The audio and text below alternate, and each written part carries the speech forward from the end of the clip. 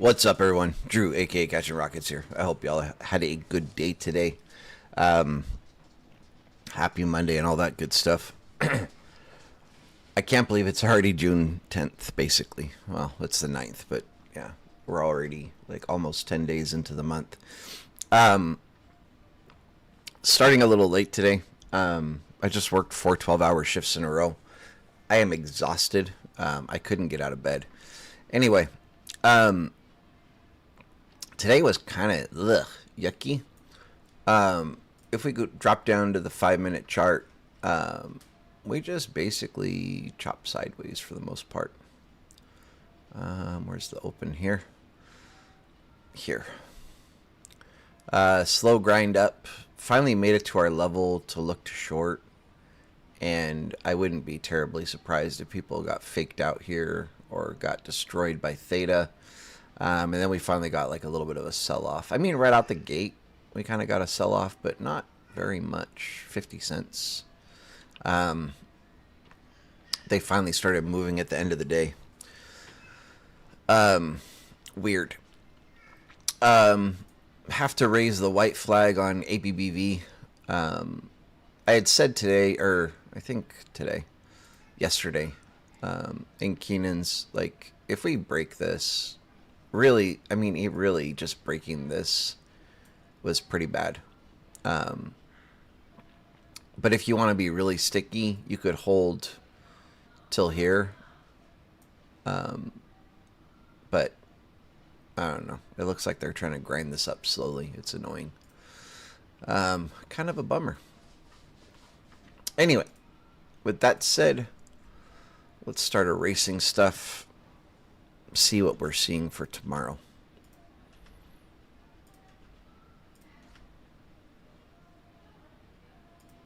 That's not the reaction you want to see at single prints. Really crazy. Very wild day. All right. Also, I should add my time's pretty limited today. Like always, right? I'm always on limited time.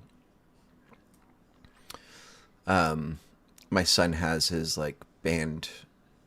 I don't even know what to call it. I guess it's like a jam session. But basically, it's a group where a bunch of kids come together and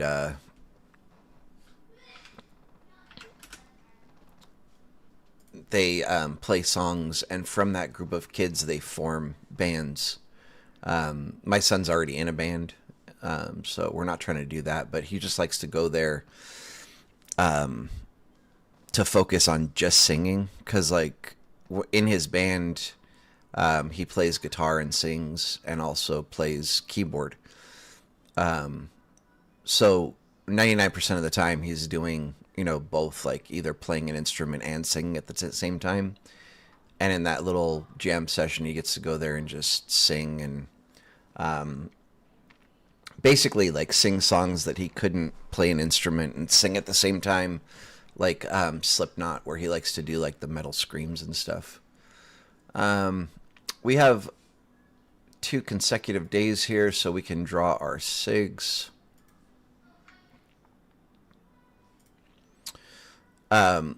Somebody recently asked me like how to draw your SIGs. Basically, you need 2 volume profiles or more that are overlapping. The more kind of the better, but you need a minimum of 2. When we have 2 or more, you basically just find the first candle of that session. And so in this case, we're looking at daily SIGs, so we're on 30 minutes. We would start on the first candle of Friday and go to the last candle of today. And you draw a fixed range volume profile connecting, first to last candle. If you were doing weekly, that would be on 4-hour chart. If you were doing monthly SIGs, weekly is 65-minute candlesticks. If you're doing monthly, you would be on 4-hour candlesticks. And if you're doing yearly SIGs, you would be on daily candlesticks. So fixed range volume profile from the first candle to the last candle of today. At that point, I turn off my indicator that I was using to find that range because it just makes it cleaner to see everything. And then from here, we start on row size 68.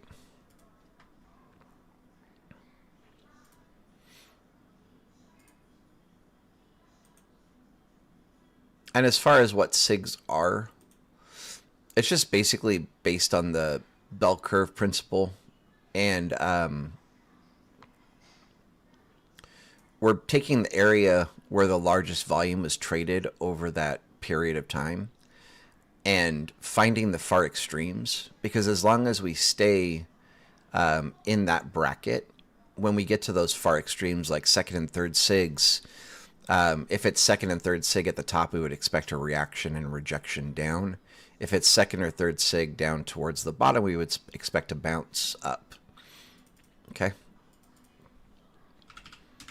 So that's how you find them, and that's how you use them. Hopefully that clears up any questions people had.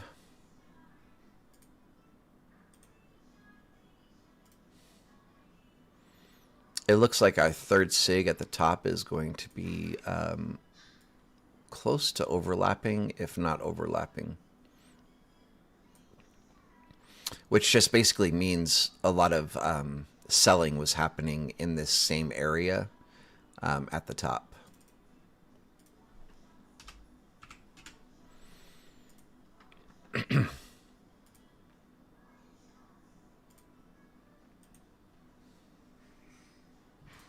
Or actually, a lot of selling is not the right word. It's a lot of selling like over time. Meaning we spent a lot of time in this area and a lot of selling was happening while we were there. All right.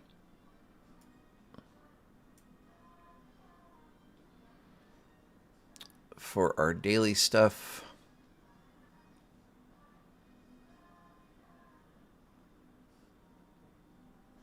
I'll turn on TPO, but we have single prints here. And then at the top, we're going to have a poor high.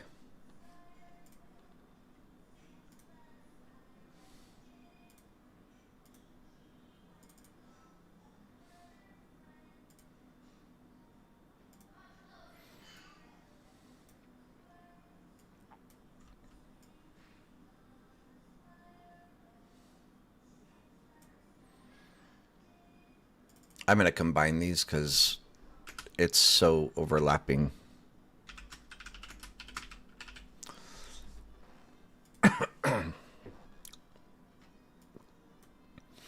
So up here, we're kind of contradicting ourselves, right? At the top, we have second and third SIG very close.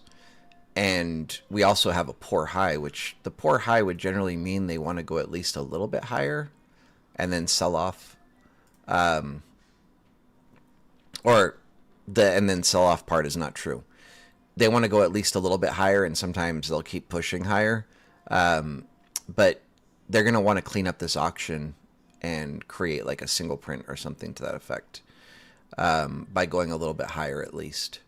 But then our second and third SIG, that's where you're watching for a reaction, a rejection back down. So that's a little bit funky.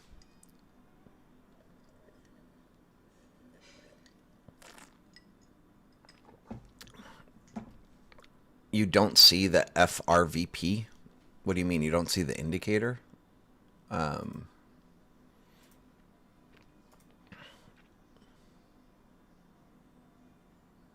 Where is it?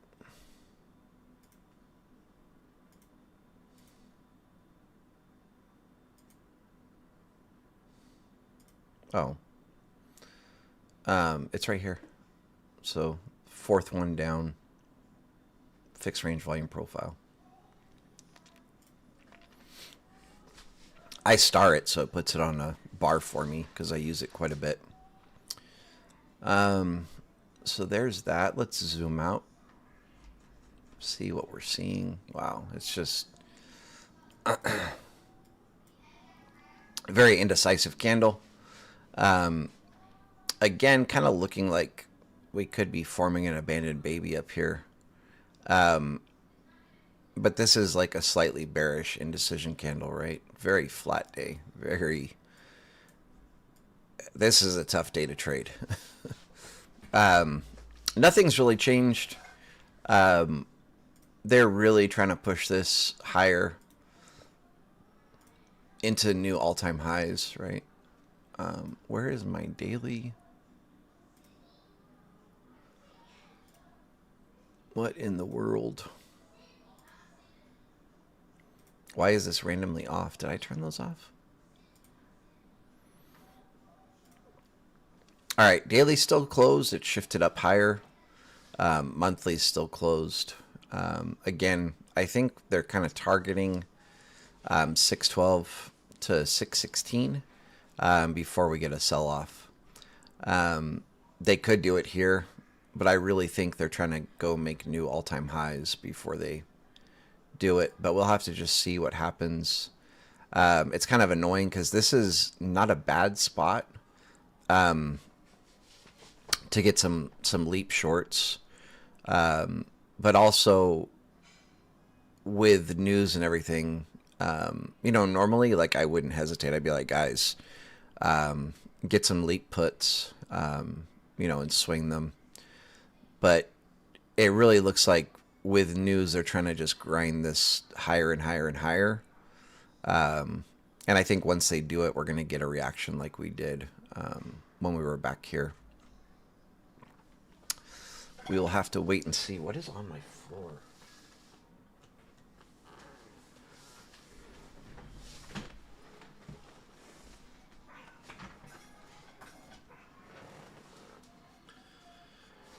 Interesting. This is definitely the baby.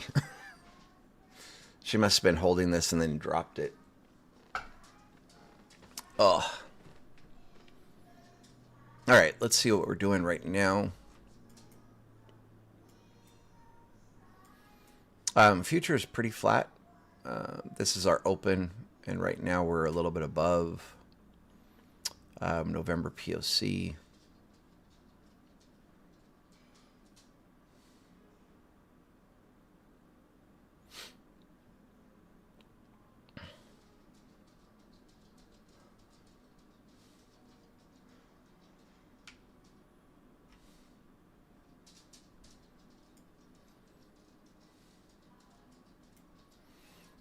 If they clear this, obviously this is not a spot where I would be looking to take a trade, but if we clear this, we should be going back, and again, this is our poor high that we have on SPY, and so they're probably going to want to break through that.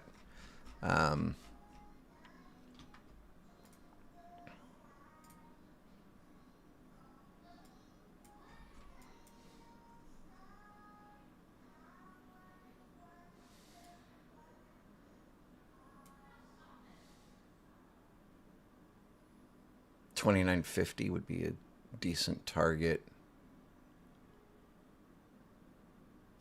Also right around 34-ish.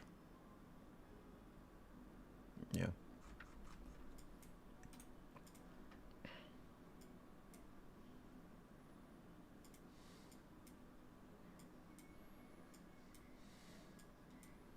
But again, this is just recognizing what I think they're trying to do.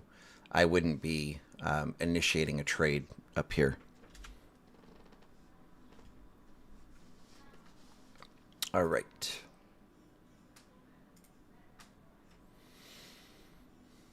I should add, I haven't traded. I don't even remember when the last time I took a trade was. I think like last Monday or Tuesday. I came home this morning. Actually, like a little bit of a story, I guess. Like, I carpool with one of my neighbors, and of course, they're always asking me for investing advice, which is smart. And over the years, I've made them a ton of money. But so right now, we need to. The company that we work for got bought out, and so we have to roll our 401ks into something. And I was telling her, she should talk to a CPA or whatever about like seeing if she can do like a backdoor Roth or something like that. And so we stopped by Charles Schwab this morning, and apparently they were too busy to talk to us, which is weird. Or that's not even what they said. We got there right when they opened at 8:30 in the morning, and the lady at the front desk was kind of like, "Oh, it's really early, so nobody's here." And I'm like, "Then why are you open?" Doesn't really make sense, but whatever. She took down our name and information and said they would give us a call to make an appointment or whatever. But so yeah, after that, then we drove home, and I was just exhausted, so I didn't even look at charts. I just went to bed.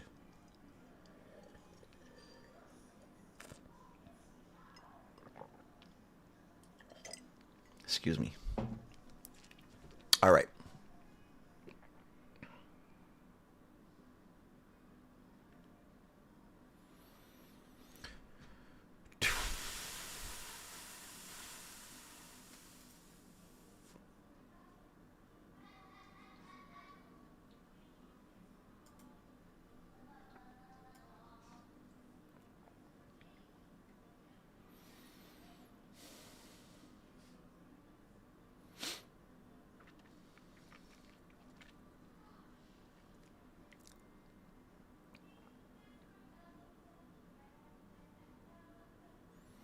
Sorry, guys. I'm trying to figure everything out here. I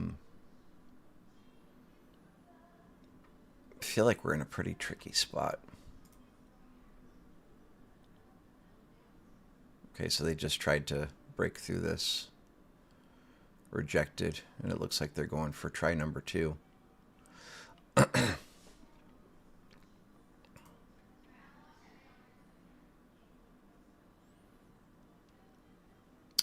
When I do this, I don't think they're going to give this to us. But if they do, it would be great.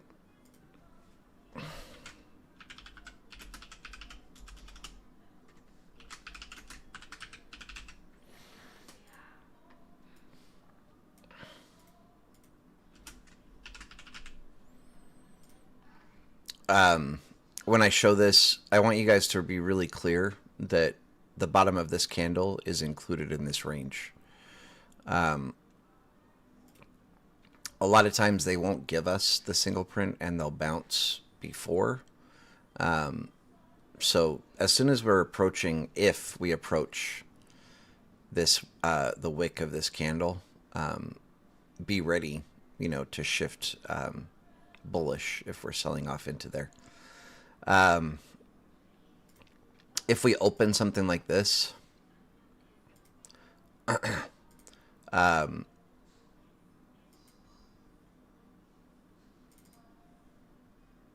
watch for calls right here on the retest. Okay.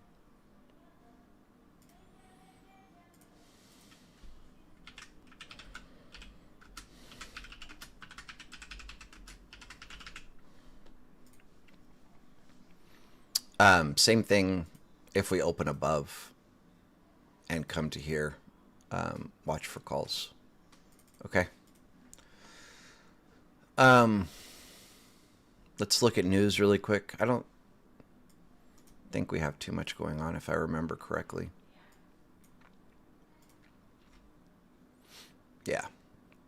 Trump is speaking tomorrow. Obviously, this is going to be huge. This could be what the market was waiting for today. I think we also have some big earnings coming up, right?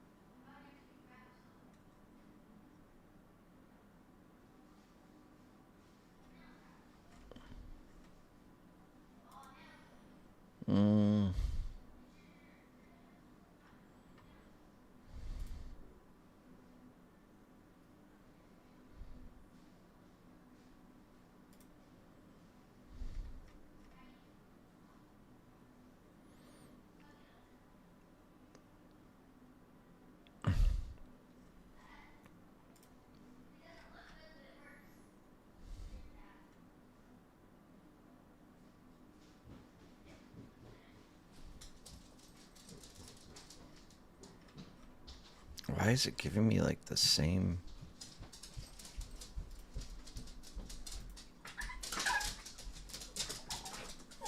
Thank you.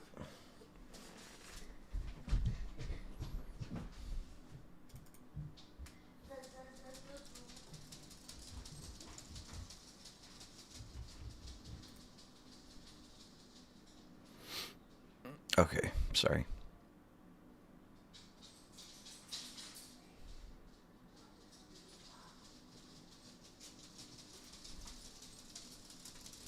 I guess there's not really any crazy earnings. I thought there was.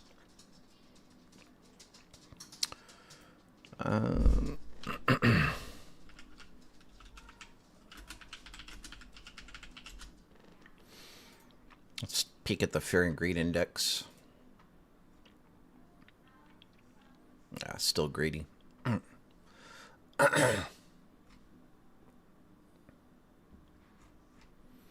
Okay. Whoa, loud noises in my ear.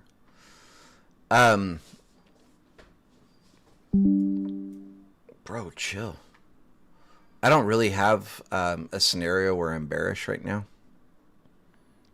Your girlfriend says we can be best friends. Okay, I mean, done deal. Sure. I can't really argue with that because women are always right. So, yeah, sounds good. Why are we best friends? Did I say something she liked? I would just say this is not going to be a bad spot to close.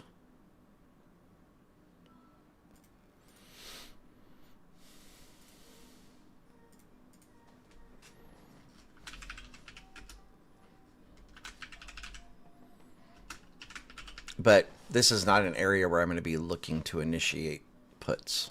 Okay.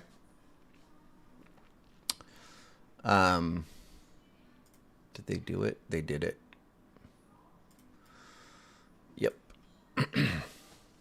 So now that ES has got over this 6,017 level, good chance we'll be going to somewhere like 29 to 34-ish would be my next target. They're going to just run this right now.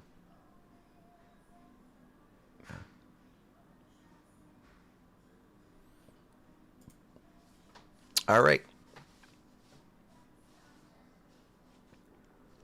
Can I go over the levels, how I draw the lines? We have classes on all of that. I can go over it really quickly. But really quickly is not going to help you.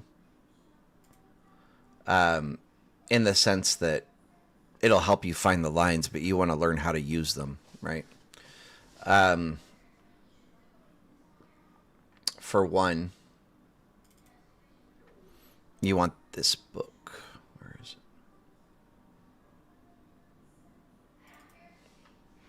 it? Volume Profile by Trader Dale. Amazing book. And you kind of want to just read the whole thing, of course. But then you really want to memorize, like, page 25, where he starts talking about how to find trades, all the way to I think like page, wait, that's not what I'm looking for.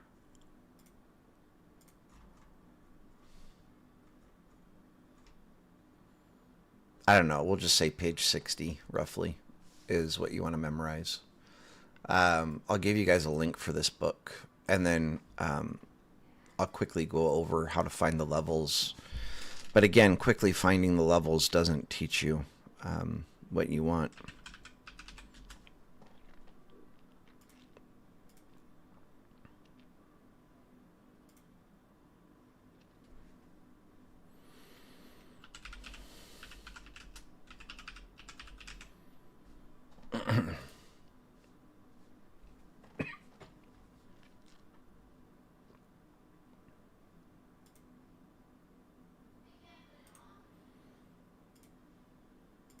All right. So here's a link for Trader Dale's volume profile. Just so you guys know, any of these Amazon links that I share, it's actually, what's it called? It's an affiliate link. And if you click on that, basically anything you buy on Amazon for the next 24 hours, I'll get like a small commission. So if you love me and you're buying something from Amazon and click that link before you buy it, I'll get a little kickback, and it doesn't change anything for you or the purchase. As far as how we find our levels, so you're going to want several indicators. You're going to want session volume profile. You're going to want periodic volume profile. And what you do is you turn on session volume profile. Under the settings, you go to value area volume 68, row size 100. Under style, you turn on value area high, value area low, POC. That's going to be the same for both PVP and SVP. Once you do that,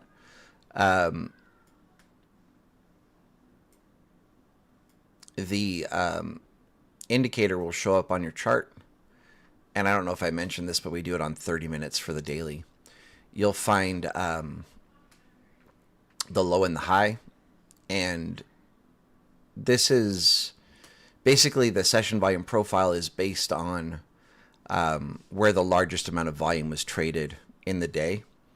So the low down here and the high up here, and then in the middle is the POC.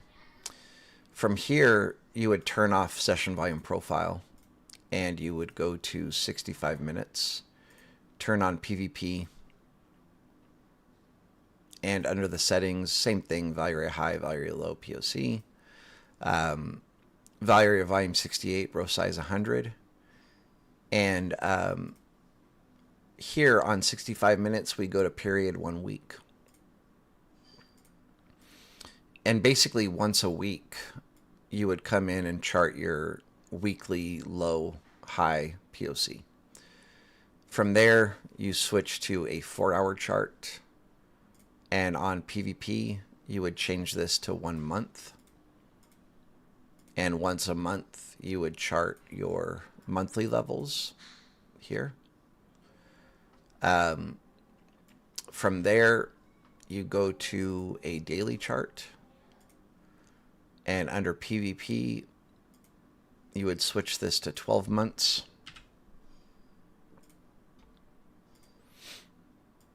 And that gives you your yearly levels here. Okay.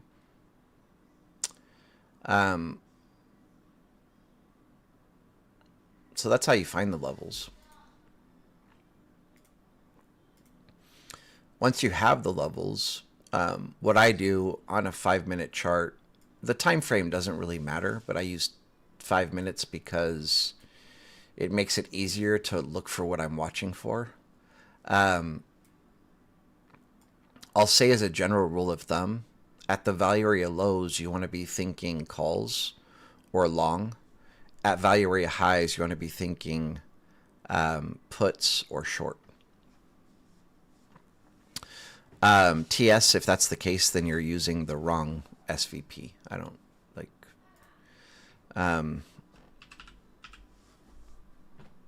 you might be using session volume profile HD because people think HD is high def and it's better. It's not.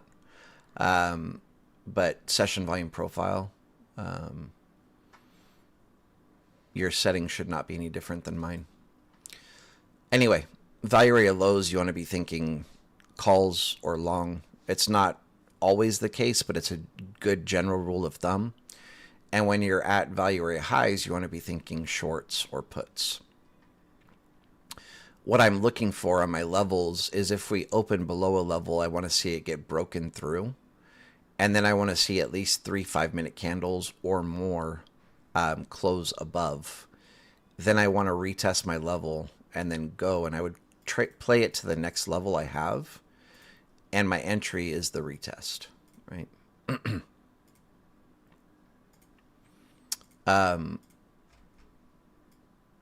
So this part's a little bit harder. I haven't updated my ES chart in a while, so let's just use that and see if we can't find like a trade that you'd want to take based on a retest.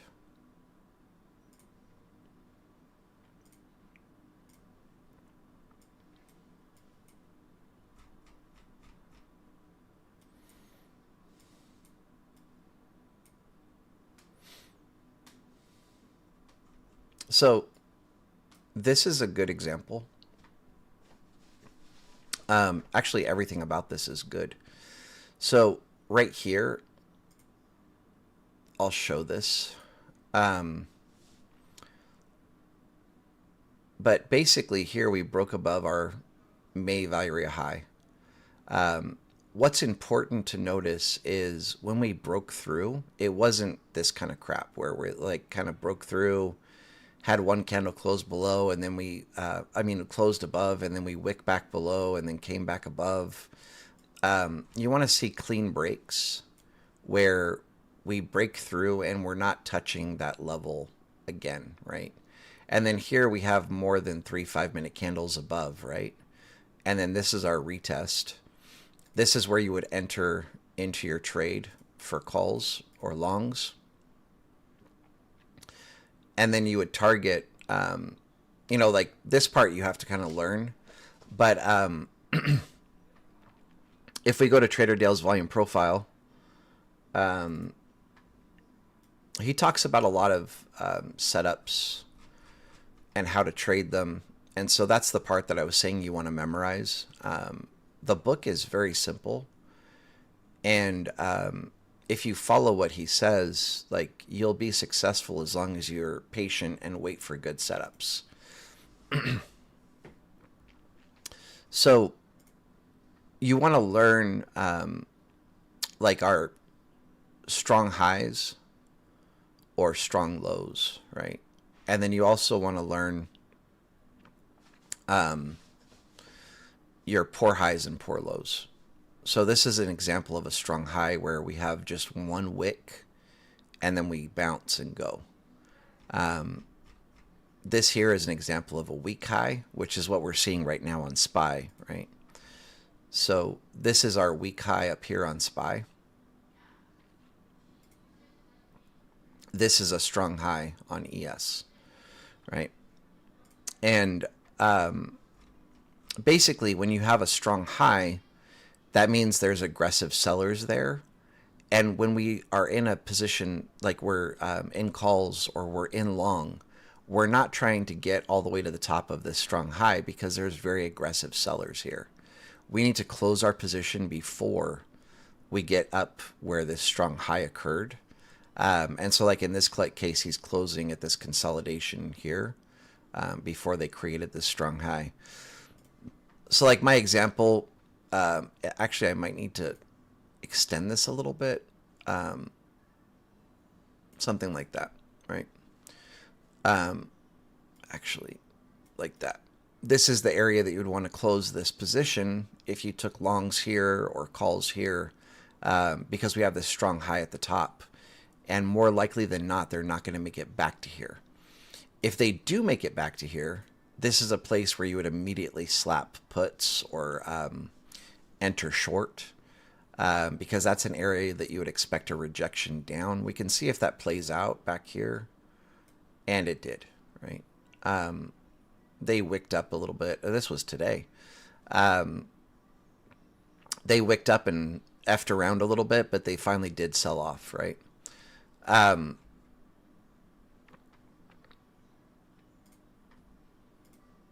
then if we keep going with the examples from Trader Dale, when you have a weak high, so strong high or strong low, you want to close before you get to that strong high or strong low.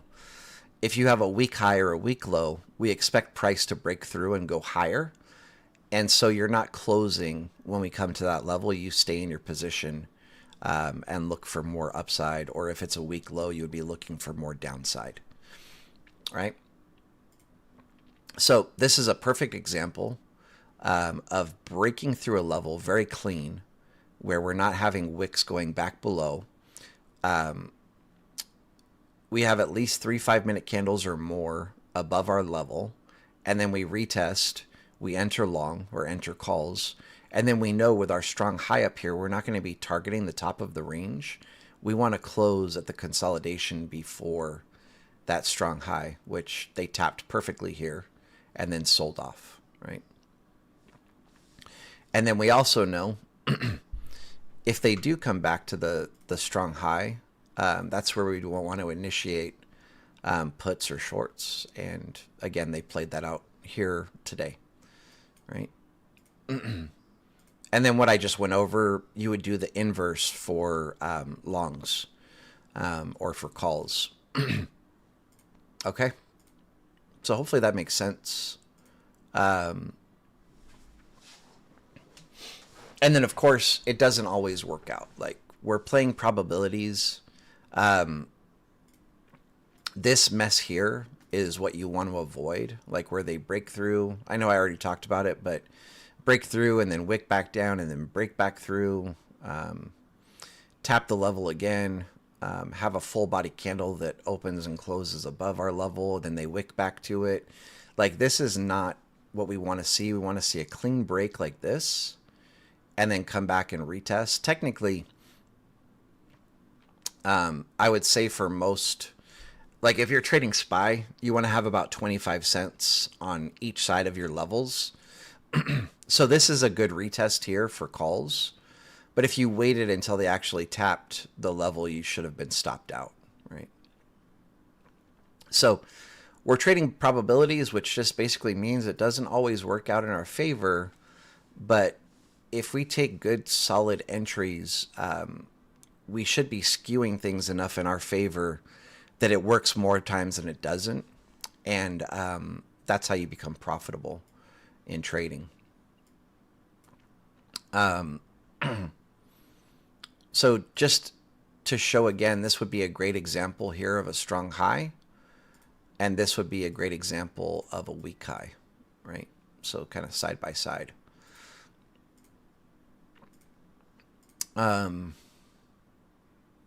to figure out if there's anything else I want to say on this.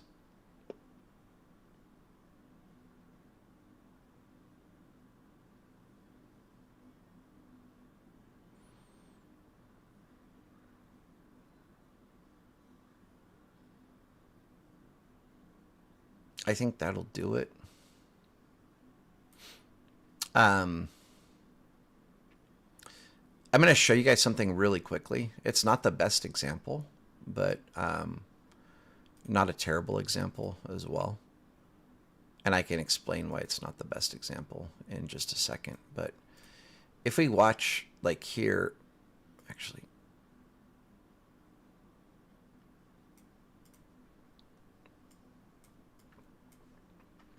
we have a really nice support resistance flip. So like if we look at Trader Dale's volume profile, did I close it? I sure did.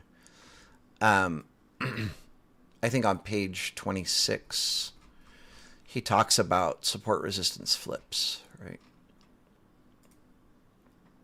So this was support, broken through. And notice we're breaking through with aggression, right? I don't like that this candle wicked back through this level, but we got a nice move to the downside before they retested it. And so when we have an area where we get support, breakthrough, retest, this is where you would enter short or puts. The inverse for calls, rejection, breakthrough, retest, enter long, or enter calls, right? So if we look at this, this was resistance.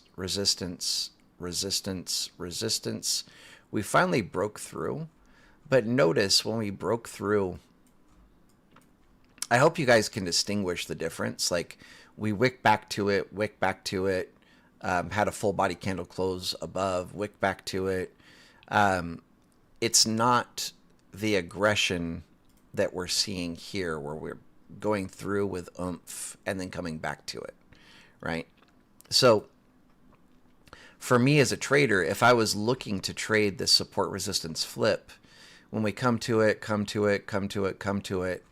and then they break through and it kind of fizzles out and like keeps coming back to my level, I'm immediately like, yeah, no, I'm not longing this. A lot of people, they're so desperate to like get into a trade that to them this is good enough. It's like, oh, it broke through, like, so what if it keeps tapping the level?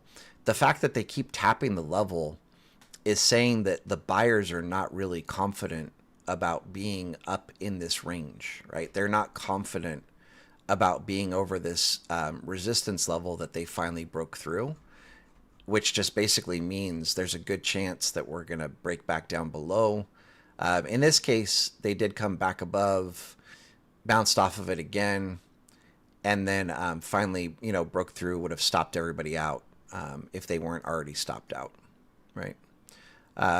This should have stopped everybody out, and then they just kind of chopped sideways, right? And now here we're back to this level. All right. Triple G, just make sure one trade a day, 6 months, journal your trades. It'll all start clicking. Okay.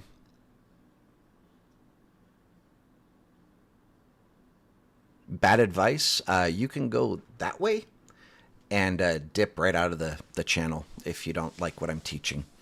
I just showed you how you prove a line is support and resistance, and how it's proven.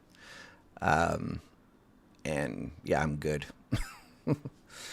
That might be a bit of a grumpy response, but I am tired and I am grumpy. What we're looking for, basically, I'm open to conversations. I'm open to being wrong. I'm open to having a constructive discussion about if what I'm saying is correct or wrong. But I just explained, like, if this level, the May value area high, is a resistance level that we keep coming to and rejecting off of, right? So this keeps happening, and then this happens. The fact that they spent more than 15 minutes above that level is confirmation that the participants in the market are content being above that previous resistance level. And when we retest it, that would be your area to enter long or enter calls, and you play it up. And then I even showed you exactly how to find where to close the trade based on if we have a poor high or a strong high, poor low, strong low. And if you can't see this, then I don't know what to say. Like, you're blind. Like, this is our strong high. We want to close basically before we come to that strong high. And so, I mean, you could even just grab like the wick of this whole candle here, but this area, this consolidation is where you want to close the trade. And in this instance, you see it working out perfectly, exactly how I'm describing it. I didn't go searching for ages to find something that worked out perfectly to prove like what I'm saying. I basically went to the first break of a level that I saw where candles were cleanly breaking above, and they weren't wicking back down below, and then retesting the level. Like I explained earlier, here isn't an example because we're not cleanly breaking through and having 3 5-minute candles or more closing above this level. We broke through, we had a candle close above, and then we wicked back below it. And then the next candle wicked back through and closed above.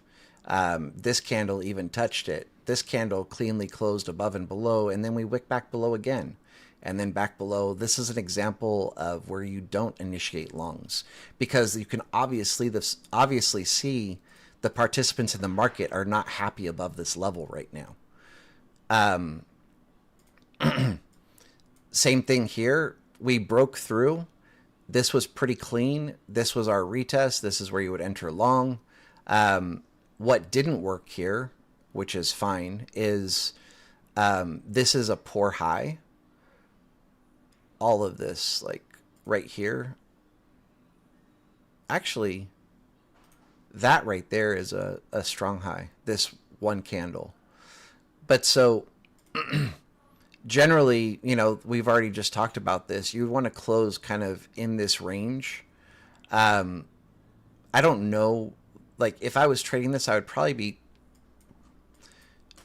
targeting something like this. So I'm just trying to be as honest as possible. This would have still worked out in my favor because I don't move my stop losses and stuff when I'm in trades. I let my trades play out. You could argue that the place to close is the body of these candles here, but just being honest with myself, I would probably be targeting right here, meaning not a massive box. I would be targeting to close right about there.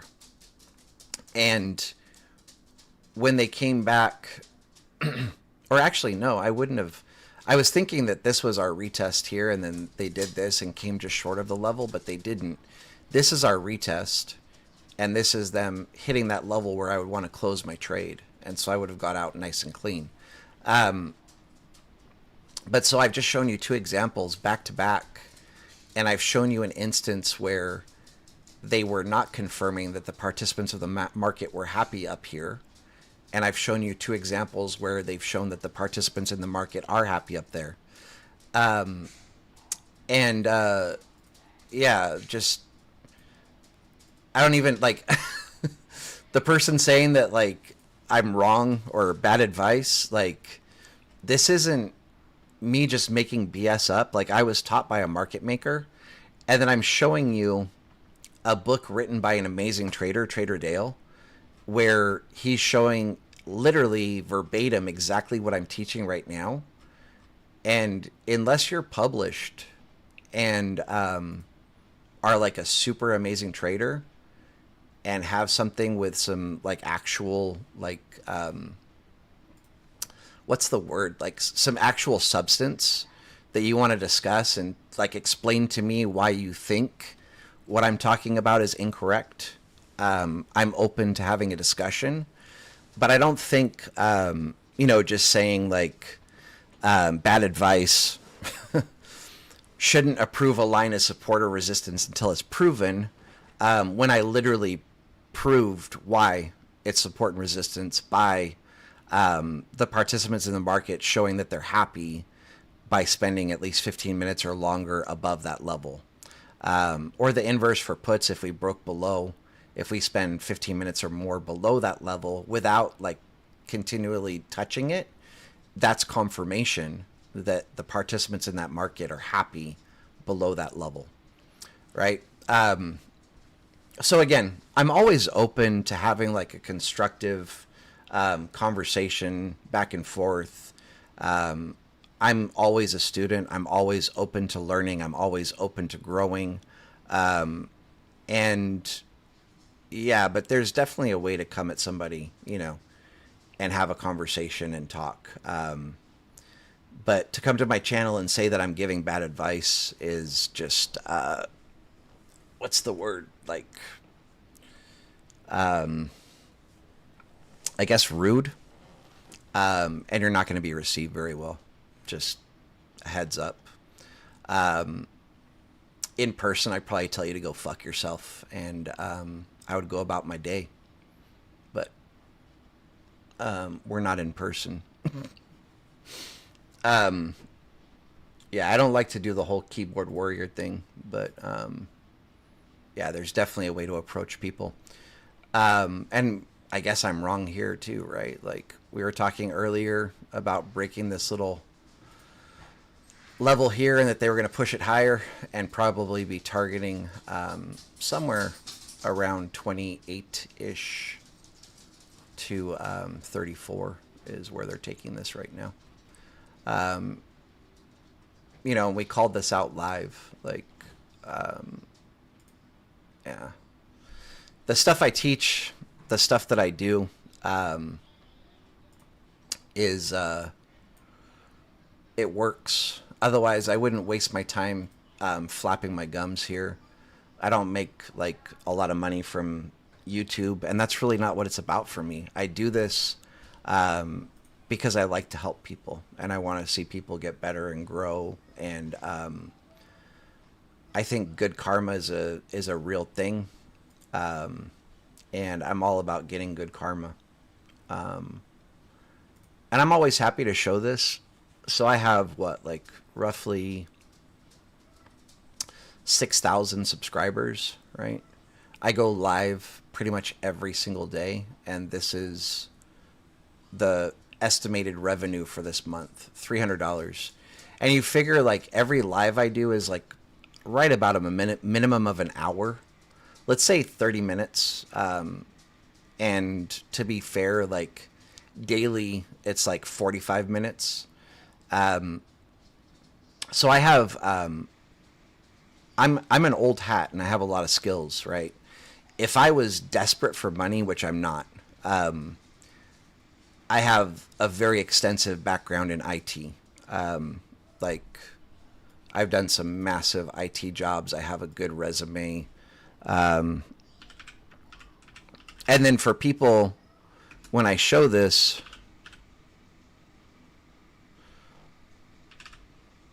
they might be like, oh, dude, you haven't done IT in a long time. But the last IT job I did was this. I helped build the world's largest virtual reality theme park in Dubai. This was back in 2017. So like if you were to go here, I had my hands on a lot of this. I don't think this is a very good representation of what it is, but this is the entry. It's like absolutely insane. Yeah, anyway. So I was in Dubai for like 3 months, basically fixing what another IT company messed up. And it took us a bit to figure it out, but basically the first F up was they pulled too much fiber and broke a bunch of the fiber. And so we were having like really bad intermittent like networking issues where servers would just go offline or whatever. And the whole place was just a freaking mess. And so anyway, we ended up being there for like 3 months. And in that 3 months, I was working like 16 to 18 hour days, like 6 to 7 days a week, and made good money. But when I came back to the States, I was like, fuck this. I don't ever want to work on a computer again.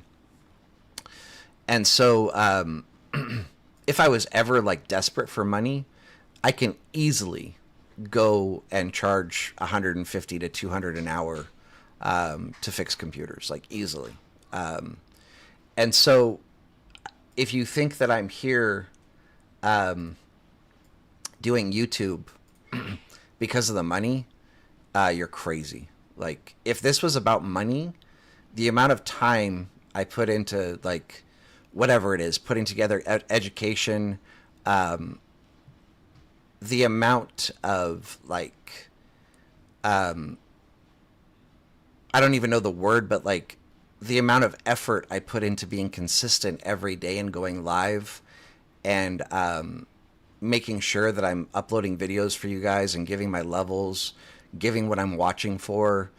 If it was about money, like, I don't even know, like, let's just say I'm going live, again, like an hour a day, 5 days a week for 30 days. So I'm going live 20 days a month, roughly. And we're dividing that by 312. Is that right? I don't know that my math is right. I guess it's 312 divided by 20. I hate math, by the way. Divided by, what, 24 hours? Yeah. Like, I'm making $65, or no, 65 cents an hour. Yeah. If this was about money, literally, like, I have clients that still hit me up, and I just refer them to like other friends that do IT work that I trust, that I know do good work. I could easily pick up jobs every day of the week, making $150 to $200 an hour. This is not about money for me. But anyway, so the point of my whole conversation is like to come in here. No, I'm good, MDA. You can DM me on Discord if you want to talk about it. Yeah. Really, like, I'm good. If you want to have a conversation about it, it would be very difficult for us to have a conversation back and forth where you're watching a delayed conversation where I speak and then it takes like a minute for that to get to you, and then for you to type out a message to reply to me. It would be very difficult to have a conversation. And will just say, like, sometimes in text things come across, there's no context. So like things come across differently than they were intended to come across. I'm really good at doing that when I type. I always come across really aggressive, I think. And so I'm going to just give you the benefit of the doubt and say that, your intentions were not how they were received. But yeah, if you want to have a conversation, feel free to DM me. And I can pretty much guarantee you I'll be polite and respectful. And I'm open to have a conversation with you. But I don't think, again, I have to say this kind of with bated breath because I'm not like I'm always right kind of person. So I'm open to being wrong, but I've been using this consistently over and over again, and it has like a 70% win rate.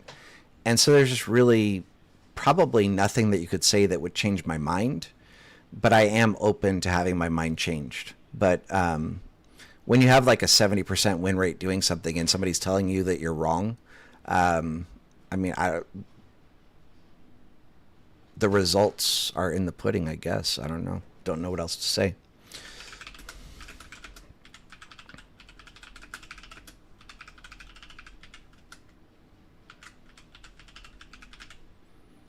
But I definitely will say, like, I am grumpy today. And so, like, I acknowledge that due to lack of sleep, I'm probably a bit more on edge than normal. And so we'll just chop it up to that. Like, maybe your intentions weren't how they were received, and maybe I'm just a grumpy ass old man. I don't know. But with that said, I gotta run. I gotta go take my kid to the to his little band practice thing. I shouldn't even call it little because that's degrading. They shred. Pretty crazy to see a bunch of like 10-year-olds do stuff like Slipknot. And then every time like people hear my son do his vocal screams and stuff, they trip out. And really sincerely, MDA, I'm totally happy to have a conversation with you. And I like your last message that you respect it. I respect you as well. And I would love to understand what you're trying to convey to me.